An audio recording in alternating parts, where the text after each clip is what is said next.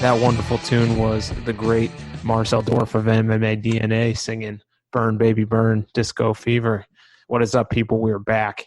It is the breakdown here on the Loudmouth MMA Podcast Network. I'm Max Friedman here. Sorry, I tried to time it where my illustrious co-host was singing prior to starting the recording, but I'm joined by my man, Marcel Dorf of MMA DNA. What's up, Big Marcel? First, I want to say fuck you, Max, because you said to me you wasn't recording yet, so you can suck my pee-pee. I'm all good, man. How are you? I hope this is... Earlier, when you asked me if it wasn't recording, I thought about pressing it, and then the next sentence out of your mouth was, someone needs to hit Kamaru Usman over the head. Yeah, because he said, like, I saw a clip where he said, like, yeah, people say Conor doesn't deserve it. And Leon Edwards is the first, next best guy who deserves it, but he can't get to in the country. Dude, Conor is also not in the U.S. Leon is not in the U.S., so how do we... Same problem, dude. Yeah, same problem, that's what I meant. So, and thanks for throwing me under the bus, you dickhead. And now I hope that I have leveled Fred Kirby's beginnings in the episodes. Well... So... you can be on your high horse now because to break down this card with you. I'm sorry. Huh? I was going to say, you can, looking forward to break down the card as well. You can be on your high horse now because we had two events last week in Jacksonville. Favorites went 5-5 on the Wednesday card, 6-5 on the Saturday card. And on both nights, you ended up with a better record than I did. So 4-6 in the event number one for me, 5-5. Not a great showing for either of us, but you did nonetheless get the win there. And then we both tied at 6-5 that night as well. You picked up one bonus, Big Marcel, with Drew Dober. Big win there. And an underdog pick with Dan Ige. Although our good friend Keith Schillen did not believe that, A, he was going to win the fight or won the fight yet. He got his hand raised. So what's up now, Keith? I don't want to brag about that one, to be honest. But yeah, okay. So that will bring... No, but yeah, do the scores for us. Yeah, and I didn't actually tally it up, so I got to do it in my head here. 70. So you're at 76 and 51 for the year. I am now at 65, 60, 72, and 56 for the year. So still close. You lead in the bonus category 6-4, and you beat me up in the underdog category 8-5 out of 11 events. I did feel that I got a little bit robbed there because Marlon Chito Vera, I thought, won that fight against Song Yadong, but a lot of close decisions on the night. Can't dwell on that. 9 of 11 in the locks category for me, 7 of 11 in the categories for you. Big Marcel, what's up? What were your thoughts on UFC Jacksonville real quick before we look ahead to our event card this Saturday? Those decisions, man, what the hell with Song, I mean, every time now when I think Song Yadong is going to fight, I'm just going to choose him because dude gets like 3 decisions, in my opinion, He got very lucky against Cody Stamen in the fight. He clearly lost. He got a draw. Even with a point deduction, he got a draw, And now with Vince Morales, razor thin too. Like, it could have gone either way. Yeah. So... Man, I mean, what the hell? I mean, you had 4 fights, in my opinion. The Dan Ige against Barboza. I think Barboza won the fight. I'm not going to lie. We had Ige, so I'm sorry, Keith. But, yeah, what can we say? Angela Hill, Claudia Gadelha was more level, in my opinion. The first round, clearly Gadelha. Second round, clearly Hill. And the third round was 50-50, in my opinion. But the thing was, Gadelha in the last 20-25 seconds was more advancing. And I think that's what swayed judges, I think. But I wasn't too how do you say that? Too upset about the decision. Yeah. And then you had Nate Landwehr against Darren Elkins. Nobody's talking about that one. But first round, clearly Elkins' round. Second round, clearly Landwehr's round. Third round was very even, And then 2 judges give it that 30-27 Landwehr. Get the fuck out. I mean, what the hell? And then even people dare to discuss with me that 30-27 on Twitter wasn't that bad.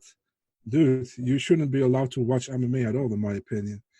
Those those judges shouldn't be allowed to watch MMA if you give that fight a 30-27. I think I said, listen, man, if people are going to score on this, like, yeah, Elkins was very damaged. Dude, even if Alkis wins a fight 30-27, he looks damaged like he just got out of World War III. So the dude has so much scar tissue in his face, it's going to open immediately if he gets a punch. So, another razor thin fight on one of the, I think it was on the 13th card, was that Gabriel Benitez and Omar Morales fight. Yeah. And how that didn't win fight of the night. Like, what? Yeah, there were two fight of the night candidates. I thought with Keith about that one, or either the Borg against Simone fight. That was a good one too. But they gave it to Kelleher against Azure. It wasn't a bad fight, but I don't think that was fight of the night. And then the split decision. I mean, Ricky Simone. I picked Ray Borg, but Ricky Simone won that fight. It shouldn't have been a split. It should have been unanimous. Clear, yeah. And by the way, Vera against Song Yadong wasn't even a split. It was a unanimous, right? Yeah. I thought when they had said unanimous, I was like, it had to be Marlon Vera's fight. So the thing is, also, I always love it when people said if it was a unanimous decision, should have been a split. What do you mean, man? So you should have had one judge see it the other way. The thing is, I think many people think a split decision means 2 rounds for one guy and 1 round for the other guy. But a split decision is when you have 3 judges, 2 judges gave it to one guy, and 1 judge gives it to the other guy. That's a split decision, and it doesn't have to do with rounds. You can't score a split decision as one person. I don't know, man. Some weird people out there. But we look ahead. UFC on ESPN 9 coming at you this Saturday, May 30th. UFC 2020 at the UFC Apex facility in Las Vegas. Looking forward to this card. Our bout order courtesy of our good friend MMA Form Guide, although I will caveat that by saying I did not check our good friend MMA Form Guide's account after the announcement of the replacement fight today. So that might be wrongfully misplaced. If so, I apologize. Kicking things off. One more thing? Yeah, go ahead. Hey, UFC, if you're watching, nobody's watching, so only Max can see what I do. Which are for UFC Fight Night, this UFC ESPN Plus, UFC ESPN. You know where you're gonna broadcast it, man. You can talk to your partner, give us some more stuff. I have to change everything on the website continually because you're too stupid to give people to tell people where you're gonna broadcast it, man. I mean, I think you're just a perfectionist and you want to make sure everything is correct and it's just annoying, man. If I advertise it with UFC Fight Night 172 and they make it UFC on ESPN 9, then next time it's maybe UFC Fight Night 172 and there's like, no, we're gonna do it on ESPN. That's UFC on ESPN 10. It's just annoying. And sometimes I'm really feeling like they're just doing that to the media to annoy the media. Stop writing articles about our fights. If we're going to get them, we're going to change the event number.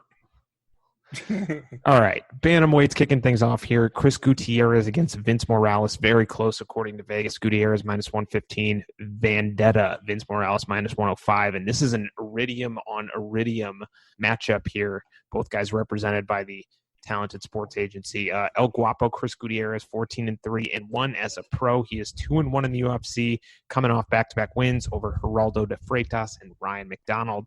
Currently training at Factory X, an Elevation Fight Team. Vendetta Morales, I'll be the first to admit I didn't think he was UFC material when they signed him, but he's since shown some good talent in his 3 UFC appearances, all 3 very close fights, 1 and 2, but very close fights, as I said, coming off that loss to Benito Lopez in July. He is training out of the Gracie Baja Portland team with his cousin Ricky Simone, who, I don't know if you caught this, Big Marcel, referred to him as Victor in his post-fight interview. Forgot the name of his own cousin. Little unclear. Maybe some of those Ray Borg shots got through to his head or something. Break this thing down for us. So first of all, I want to say I really like Chris Gutierrez as a fighter. But you stole the nickname from my country, man. How dare you? I'm just kidding, man. Everybody is allowed to pick any nickname they want. So, Chris Gutierrez, I have to say, man, I'm impressed by him so far in the UFC. He had a tough debut against Leone Barcelos, but everybody fighting Leone Barcelos will have a tough fight. After that, an easy decision over Ryan McDonald, easily outclassed. I don't think the guys were on the same level. And the Geraldo de Freitas, I think he won that one. It was a split decision, but he won that one in my opinion. Vince Morales, like you said, also a very actually he did very well in the UFC so far, according to what I've seen. He is 1 and 2, but He didn't do that bad. He lost his debut against Song Yadong. Many thought he won that fight. It was. Yeah, I mean, we're just going to pick Song Yadong in every other fight via unanimous decision. The thing even is with Song Yadong, he's probably a really nice dude, but the way that the judges keep giving him fights is, I just want to see him lose, because of that, and that's just stupid. I shouldn't say that, but that's the thing that's going to annoy me, that people getting fights they shouldn't get. And when it happens one time, it can happen. But if it happens 2 times, and then it happens 3 times, it's very annoying. And why, But yeah, what can I say? I shouldn't said it probably, but I said it. All right, yes, enough about Song Yadong. Get back to the fight. Shut up. Let me do what I want to do, Friedman. Yeah,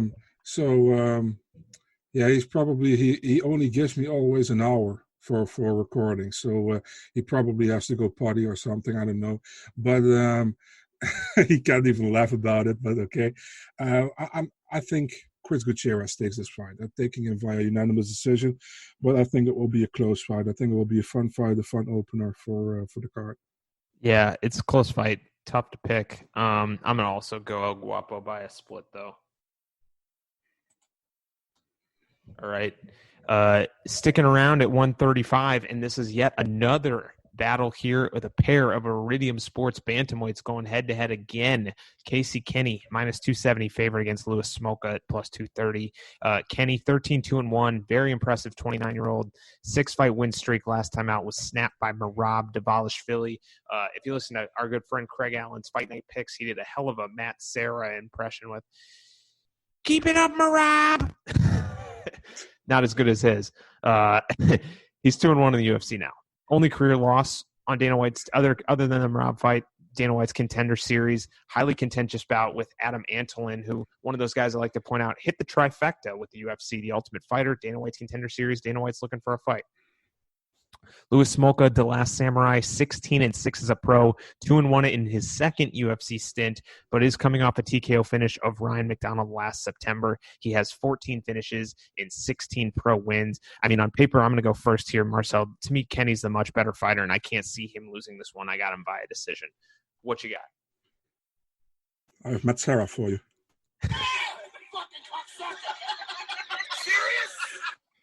So, I love Matt Serra. I know some people shit on him, but I find him hilarious. Me too. He's like the MMA Joe Pesci to me, man. So he's great. Casey Kenny, like you said, very impressive guy so far. Honestly, I don't think he won his fight against Ray Borg, his debut fight. But after that, Manny Bermudez was a very good fight. What he showed. Merab, listen, man, Merab should still be undefeated in the UFC. So what can you say? Great. Louis Smolka came back after being away from the UFC, came back with a win against Sumudaji, then a quick loss against Matt Schnell, and he won against Ryan McDonald, who I think nothing against the dude isn't UFC material at all. No, so, and he's out, so he's gone now. So yeah. So I think Casey Kenny probably will win this fight. I think Kenny is a very, how do you say that? He pressures a lot. He advances in this very aggressive fighter. And I think Smolka is a threat, definitely, but Casey Kenny, man, for me, I think a unanimous decision win for Kenny in this one. All right, well, going down to 125 on this next one, the number 11 ranked flyweight Tim Elliott, -170. He's taken on Brandon Royval, the +150 underdog. So welcome to the UFC, Brandon Raw Dog Royval. He's 10-4, 27 years old out of Factory X. He is on a 2-fight win streak and was the LFA flyweight champion. He has 1 loss in his last 6 to who else? Casey Kenny. Was slated to face Jerome Rivera on Dana White's Contender Series this summer. Clearly, that fight is not happening anymore as he steps in here, gets a way tougher draw, and gets an opportunity in the big show instead. Tim Elliott, meanwhile, 15-10-1. He has lost back-to-back fights and is 2-4 in his second UFC run. He is 33, trains out of Extreme Couture and Glory MMA and Fitness in Kansas City. And Big Marcel, just in case you were wondering, for your TMZ update of the day, he is in a serious relationship with former UFC bantamweight Gina Mazzani. Take it away. That was Max again for your TMZ update, guys. He thinks it's very funny. I think so too. But Tim Elliott on a 2-fight losing streak. He lost to Davison Figueiredo, which is the number 1 contender, and Askar Askarov, which is a future contender probably. I don't know if you saw that interview with Tim Elliott and Mike Heck Jr., where Tim Elliott said, like, after he got Rock basically KO'd by Askarov, he wasn't KO'd, he was back again. He was like standing KO'd, but not He really, looked like he was down on his feet. Yeah. Yeah, and he didn't remember anything from after that, so pretty crazy. Brandon Royval, like you said, he's from the LFA. He was a champ over there. Was supposed to fight the Contender Series. You pretty much say everything already, so I don't know why I'm saying it again.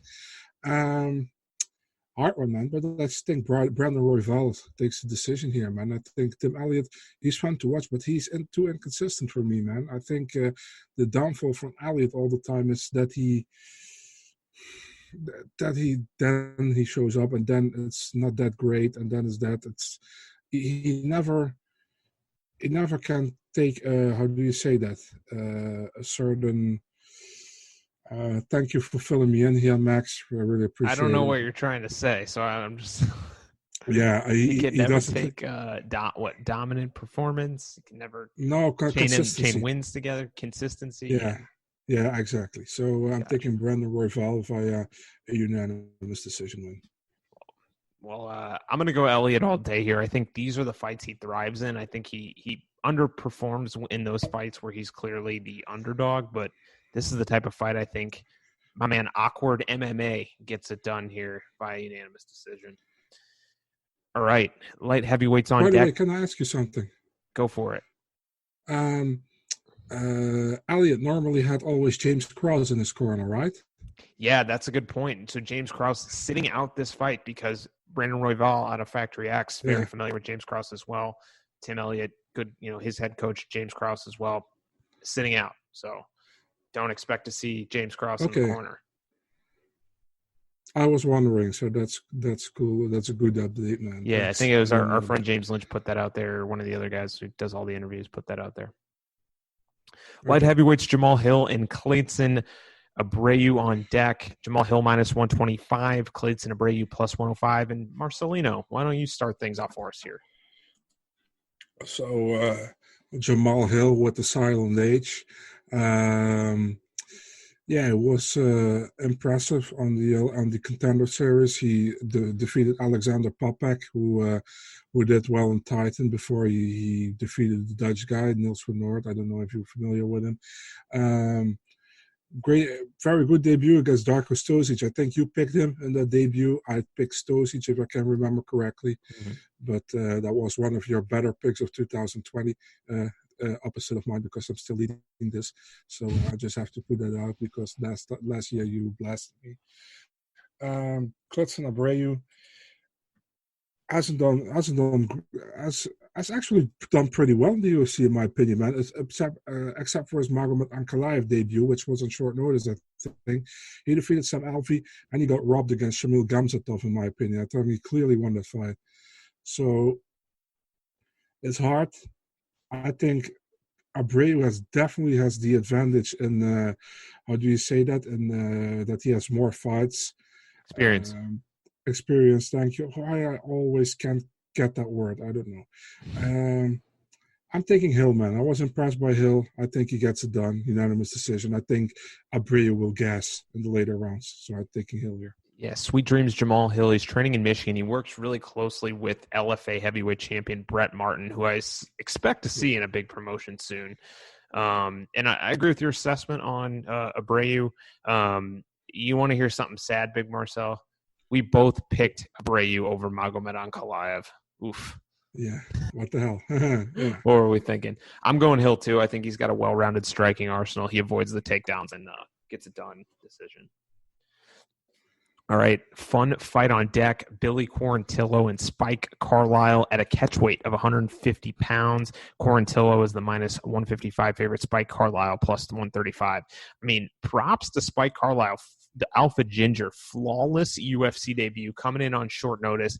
TKO's Elon Cruz in 1 minute and 25 seconds. He is 9-1, only 27. He has lone loss, is a split decision back in 2018, but since then, 5 straight wins. Billy Q, I got something to say here. If you would have told me this guy was going to turn his career around, I would have laughed at you. I thought he was by far the least talented fighter on The Ultimate Fighter Season 22. He barely sneaked onto the show, gets dominated by Saul Rogers, and then in his first or second fight right after the show gets knocked out by a head kick by former UFC lightweight Michel Quinones. But since then, he has completely turned things around. He has won 6 straight fights, 5 finishes, absolutely dominated on the Contender Series, and in his UFC debut got that one-sided beatdown win over Jacob Kilburn. Was slated to go against Gavin Tucker in Lincoln. That was going to be a great fight. Bummed that didn't materialize, but he seems to really be flourishing over the UFC and Ultimate Fighter vet Matt Arroyo down in Tampa. Marcel, Carlisle, and Quarantillo at 150. What's your take? Yeah, probably one of the most fun fights on the card, I think. It's on the prelims, but we all know, man, the prelims are better this year than the main card overall for some reason. I agree, 100%. Yeah, I don't know what's up with that, but hey, you don't hear me complaining, because I can close my eyes sometimes when the main card is during the main card. So, yeah, I think this is a fun matchup. I think Billy Quarantillo, he did extremely good in his UFC debut. Probably top 3 debuts of 2019. That's how good it was. Triangle choke win in the second round. Totally dominated Jacob Kilburn. I think I had him winning Quarantillo, but I didn't expect it that way. Yeah, so, and I actually picked Kilburn on the upset. So yeah, didn't look good. It's like an Ankalaev Abreu-esque thing for you again there. So. Yeah, Spike Carlisle, great debut, short notice against Elon Cruz, first round TKO. Very violent TKO. I remember that there was some controversy with elbows to the back of the head or something, but get out of here. That never, that never went anywhere for good reason. TKO and for Spike Carlisle stands. So, man, difficult fight here, man. I have to pick. I think many people will go for Carlisle, but I like Billy Quarantillo picking up a win via unanimous decision. Me too. I can't pick against him the way he's looked at his last 2 fights. I wouldn't be surprised if Carlisle lands a big bomb and puts it out, but I got to go Billy Q here. All right, headlining Spike Carlisle, how for who he remembers me of? Who does he remind you of? Do you know Apex Twin or something, or Apex Twin? The dude. Epic's Twin? Apex Twin, yeah. That's a group of singing. Oh, no, I don't know that one. I sent you a picture, man. He looks like that dude, in my opinion. All right, well, while you pull that up, headlining the prelims is a women's flyweight fight between Caitlin Chookagian and Antonina Shevchenko. Chookagian is the number 2 ranked flyweight in the world, but she is a plus 120 underdog against number 12 ranked Shevchenko, the minus 140 favorite. And this might be the first time in UFC history that a fighter takes consecutive fights against siblings. We've seen fighters fight multiple siblings before. The 2 that come to mind are Brian Barberena against the Ellenbergers and Koji Oishi against the Diaz brothers. That there might be others out there, but those are the only 2 I can think of off the top of my head. But this might be the only time we have back-to-back fights where it's happening. Chookagian challenged for the title against Valentina Shevchenko in February. That loss obviously snapped a 2-fight win streak. She's 13-3 as a pro, training in New Jersey under Mark Henry, Ricardo Almeida. Shevchenko 2-1 in the UFC. She is coming off a fight of the night and finish of Lucy Pudialova last August. She's 35, but got a late start in MMA. She was a pro kickboxer. 8-1 in MMA, the lone loss to Roxanne Modafferi. Big Marcel, this is a tough fight to pick. Chookagian and Shevchenko, which way you leaning? Man, yeah, that's indeed a tough fight to pick. I think, first of all, I think I'm gonna mute my TV for 15 minutes. for the simple reason The that grunts. but also Valentina will probably in the corner. Hey, hey. That's going to drive me nuts, you know? So all respect for Valentina, but that drives me nuts. So I'm definitely going to mute that shit out. Yeah, it's a tough fight. This is probably going to be a split decision or something again, because we know Antonina is good stand-up. Caitlin is good stand-up. We're probably going to see a standing battle. And a lot of hut, it's difficult. It's actually funny because Caitlin is like the number 1 and number 2 contender in that division, and and Antonina is not even in the top 10, I think. But this is a very 12. close fight. Clearly, you were listening when I introduced the fight. Yeah, sorry, it's a huge. You're too busy looking for Apex Predator or whatever that guy's name is that reminds you twin, of twin. Yeah, I sent it to you, by the way. The huge opportunity for Antonina, and this is actually difficult for me to pick here. I think, listen, I expect a standing battle, honestly, and I think Antonina is much more technical than Caitlin is, you know. But Caitlin makes so much sound with hut that judges maybe think she puts in many strikes. I think close fight again, split decision with Antonina. Yeah, it was super tough to call, but my gut instinct says the same thing. Stand-up battle, Shevchenko decision. But wouldn't be surprised if cards get read and it gets Caitlin Chukagian's hand gets raised. But anyways, we move along to the main card, and like I said, apologies in case the bout order has changed with the new fight, but we're going to go with the previous order. Mackenzie Dern and Hannah Cifers kicking it off at 115. The Brazilian Dern, a very sizable minus 450 favorite. Hannah Cifers, the plus 345 underdog. Brazilian-American Mackenzie Dern, she's the daughter of BJJ great Megaton Diaz. She returns to the UFC after her first career loss over Big Marcel's favorite female fighter, Amanda Ribas. 7-1, 2-1 in the UFC. Hannah Cifers, great nickname, Shockwave. I love that. 27, she is out of North Carolina. She comes into this one off a loss to Angela Hill, but she had won back-to-back fights prior, so she is now 2-2 in the UFC. Big Marcel, big favorite is Dern on paper. I have a feeling you're taking Dern here via submission, but just any last thoughts on the fight? I always love it because y'all know me from Twitter. Max says Big Marcel. Everybody who knows me from Twitter calls me Big Marcel. It's always funny to me. So Mackenzie Dern, yeah, man. What can we say about this, man? This is clearly a fight Dern should win. Is going to win probably. I mean, Cifers is a gritty fighter. She is a good fighter, but Dern is a specialist in something, you know. And she's a very good BJJ fighter, as we all know. This is a fight for Dern to showcase her abilities, in my opinion. I'm taking Dern all the way with a submission in the first round. Same. Dern submission in the first round. And yeah, this seems like the fight that the UFC wants her to get a high-profile win because of kind of who she is. Yeah. All right, I'm looking forward to this next fight here at lightweight. Roosevelt Roberts against Brock Weaver. Roosevelt Roberts opened up as a minus 150 favorite. He is now all the way up to minus 320.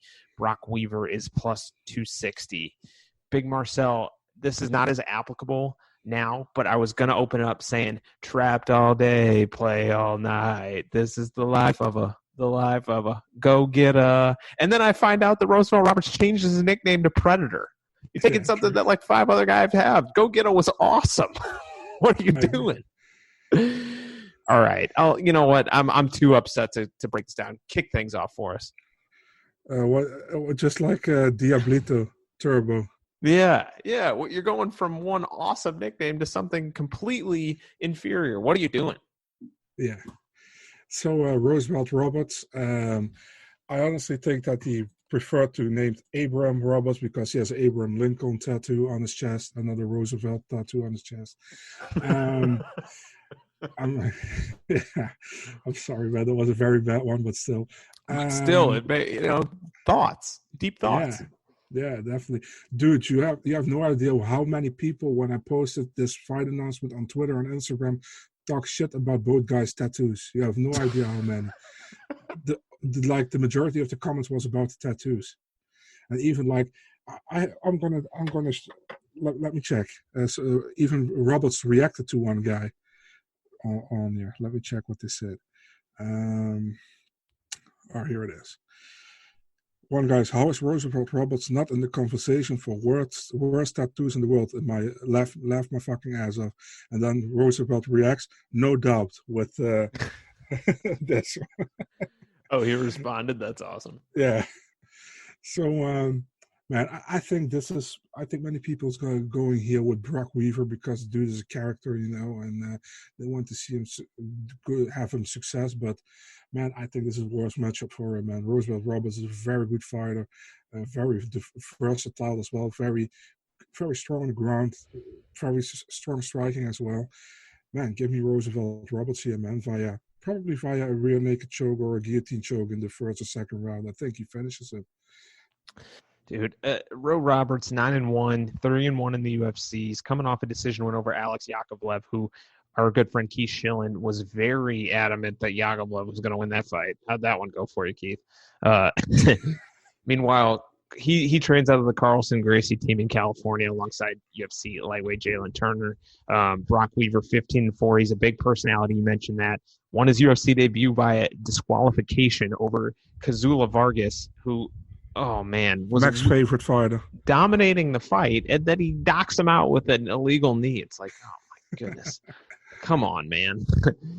He's 28. Brock Weaver's won 8 straight MMA fights. He does have a bare knuckle boxing loss to Joe Riggs mixed in there, but I don't know why I just gave you all the context because he's not going to win this fight. Ro Roberts by TKO in the we'll go early second round. Moving things along here to a welterweight fight between Daniel Rodriguez and Gabriel Green. Kevin Holland tried to make the 14-day turnaround, could not do it, gets injured. In steps Gabriel Green today, who is a California-based lightweight moving up. He is 9-2 as a pro. His nickname is Gifted. He's 27. He's on a 6-fight win streak, but has not fought since August of 2018. Had a 3-fight stint in Bellator where he went 2-1. He's fought in California Extreme Fights and Combate as well. Daniel Rodriguez, D-Rod, meanwhile, 11-1, 7-fight win streak for him, including that short-notice UFC debut earlier this year in Rio Rancho, finishing Tim Means, which, in case you forgot, I called the upset there. I thought that was a great matchup for him. Really played into his favor, and it was a good win for Rodriguez. So Rodriguez and Green, I got to go Rodriguez unanimous decision here just because I think the rust and the octagon jitters will get the best of Gabriel Green, but a lot of the MMA opinions that we trust are high on this guy. They think he's got a lot of talent, and he's a good signing for the UFC. What do you think, Big Marcel? 4 days notice, haven't fought for over a year, a weight class up, a huge height advantage for Rodriguez, a reach advantage. I'd be shocked if Green wins this one, honestly, man. I think he's a good fighter, but this is not a preferable fight to get in the UFC, in my opinion. Of course, you take it. You're in the UFC now. That's important. Green is talented, but give me Daniel Rodriguez by a knockout in the second round. All right. Co-main event time, and we got ranked heavyweights. Blagoy Ivanov at number 12. He is the minus 115 slight favorite over the Brazilian number 13 ranked Augusto Sakai, who is the minus 105 underdog. And Marcelinho, because I know you love heavyweight fights, why don't you kick things off for us? I knew it. So the only thing I can say, guys, after 5 minutes of this fight is still going, take a shit break for 10 minutes. So get your eyes away from the screen, get rid of the UV and help yourself out. Yeah, so Blagoy Ivanov, former WSOF champion, came to the UFC. He lost to Dos Santos, wins against Rothwell, which I think Rothwell won. A win against Tuivasa, which was pretty decent. And the Lewis split decision loss. That was a pretty close fight, in my opinion. Then we have Augusto Sakai, who hasn't lost so far in the UFC. Has a split decision over Arlovski, which was questionable, to say the least. From the Contender Series, he came from the Brazilian Contender Series. A win against Tibura, but man, Tibura hasn't looked like himself like the last couple of fights. Yeah, then he comes out and gets a big win over Sergey Spivak last time out. We both picked him to lose that one. So, man, this is a hard one, man. I think Can I say a split draw or something? I don't know, man. This is a horrible fight to pick, in my opinion. Blagoy Ivanov or Sakai. Um, I like Sakai's striking to fare better, so I'm going him via decision while Marcel contemplates his decision. yeah, thank you for making it even different. Now you're making it for me like if I'm going with Sakai as well, I look like I'm following you because I'm too afraid you're walking in on me, in the scores. No, Because I just think you didn't know who you were going to pick, and you didn't have an idea coming into the show, so you needed more time to make a final decision.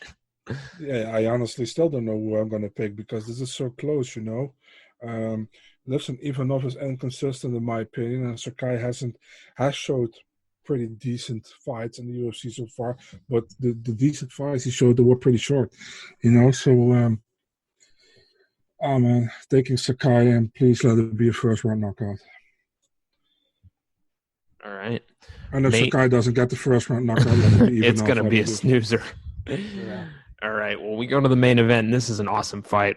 5 rounds at 170 pounds between the former UFC welterweight champion, number 1 ranked Tyron Woodley, taking on Gilbert Burns, who is number 6 in the rankings and is the plus 165 underdog to the Woodley minus 190 favorite. Woodley, 38 years old. He lost that title last March to Kamaru Usman after 4 consecutive title defenses, but in between, he has had fights with Robbie Lawler and Leon Edwards scrapped. The latter was this past March, right before the pandemic hit. And Big Marcel, for your trivia question of the day, what phenomenal city does Tyron Woodley hail from? I know he's from Missouri, so probably St. Louis. Yes, good man.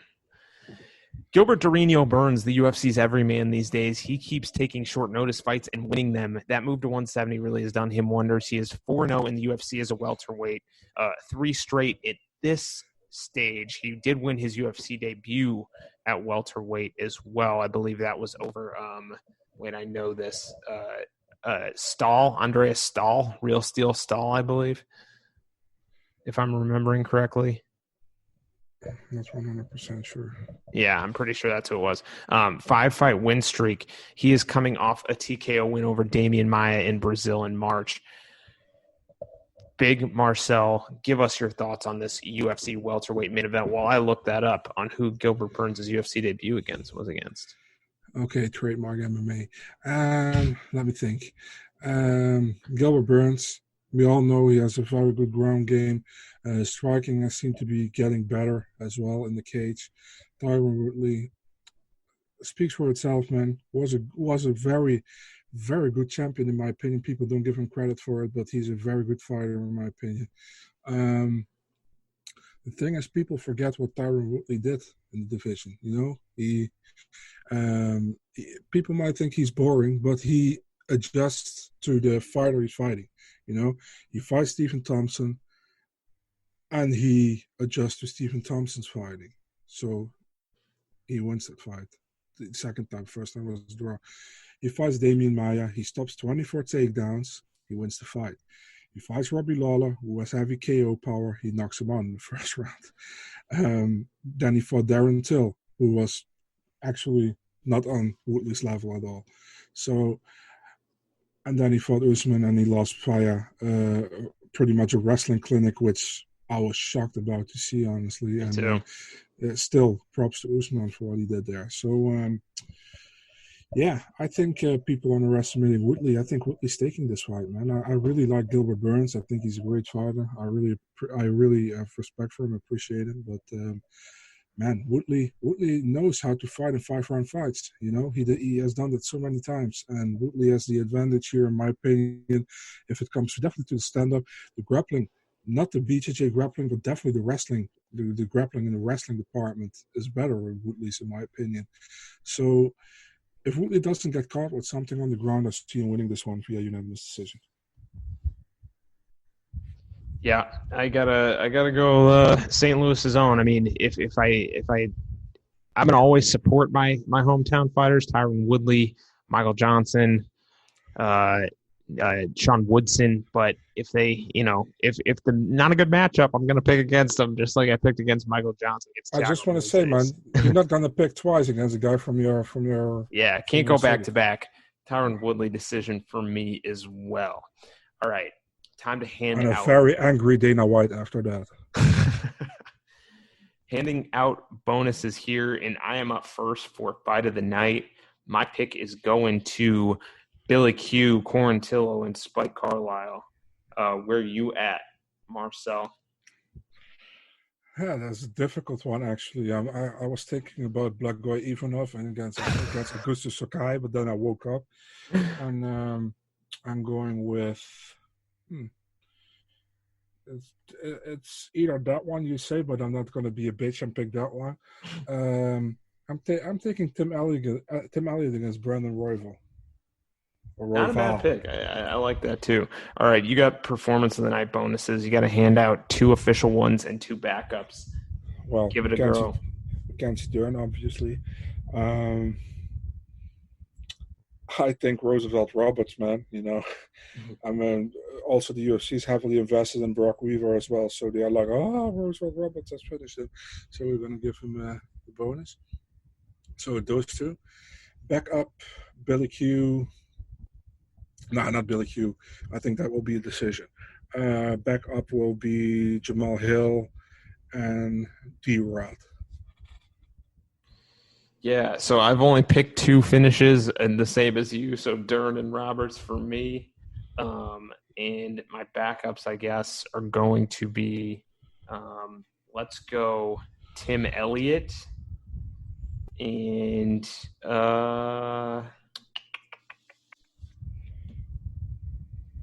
Casey Kenny. All right, the underdog of the night. I picked a whopping 1 underdog, and that is Augusto Sakai. So that is my default underdog of the evening. Your options are Sakai or Brandon Royval. Who you got? I'm going with Sakai as well in that Okay. case. And lock of the night, you are up first. Lock of the night, Mackenzie Dern. Yeah, I got to go Dern too. I think that's just that's the slam dunk on this card. All right, recap and get out of here. Both got Chris Gutierrez over Vince Morales. Both have Casey Kenny over Louis Smolka. I'm taking Tim Elliott. Marcel's got Brandon Royval. Both have Jamal Hill. Both have Billy Quarantillo over Spike Carlisle. Jamal Hill, by the way, is facing Clayton Abreu. Both have Antonina Shevchenko over Caitlin Chukagian. Both have Mackenzie Dern over Hannah Cyphers. Both have Ro Roberts over Brock Weaver. Both have Daniel Rodriguez over Gabriel Green.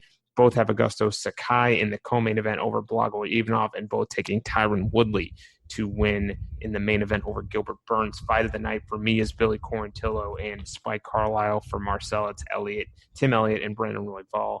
Performance of the night, we got the same official 2 picks in Mackenzie Dern and Ro Roberts. Our backups are different, though. I got Tim Elliott and Casey Kenny. He's got Jamal Hill and Daniel Rodriguez. Underdog is the same for Augusto Sakai, and lock of the night, Mackenzie Dern. Any last thoughts on UFC on ESPN 9? Not really, man. Enjoy the show because we have some back-to-back events upcoming, and a lot of events coming up. Should be fun. Yeah, so something to look forward to. We also have Titan this weekend, so should be good. Yeah, we're not big gamblers on this show, but a lot of interesting betting odds out there for those who do follow the betting lines. Go ahead and take a gander at some of the upcoming UFC events. I'm curious to hear your thoughts on some of those lines, especially some of our friends of the show that always do follow. You can find me on Twitter, Trademark MMA. Marcel, where can the people find you? You can find me on Big Marcel24 on Twitter and Instagram. And you can find the work I do at MMADNA.nl, Facebook, Instagram, and Twitter. And you can also check the other podcast, the Euromaniacs, which I do with Stephen Ray. But it's not Braveheart, like Max always says. It's another guy. It's a Scottish guy as well. And I hope it finally gets aired, man, because we have done 2 episodes so far, and the file was junk or something. I don't know what it was. So we have 2 dark episodes, like the UFC loves to do with the Contender series sometimes. But these dark episodes will never surface. So yeah, whatever. I'm excited, man. The Contender Series appears, fingers crossed, that we may have some cards coming up in June. We have to, man, because if I have in July, I have a vacation. Without the Contender Series, wouldn't be the same. Where are you going? Nowhere. I'm just staying here. Where are you going? It's a pandemic, Max Friedman. Well, where are you going? all right. Here's the thing: in the U.S., when you say vacation, usually that means like you're going somewhere on like a trip, holiday or something. Time off. Yeah, I have time off. Yeah. We say just vacation, man. But you guys also say soccer against football. So what are we talking about here? Are we going to split hairs here? I don't know. But yeah, be sure to click subscribe, follow the Loud Mouth MMA Podcast Network, all the great shows, Last Man Standing, the MMA Yesterday. We got the Not Safe for Work. We got Euro Maniacs with Marcel and Stevie Ray when he's not in fight camp. All the great shows. Click subscribe and follow. Thank you, everyone, for tuning in, and we'll be back next week, UFC 250. Take care, everybody.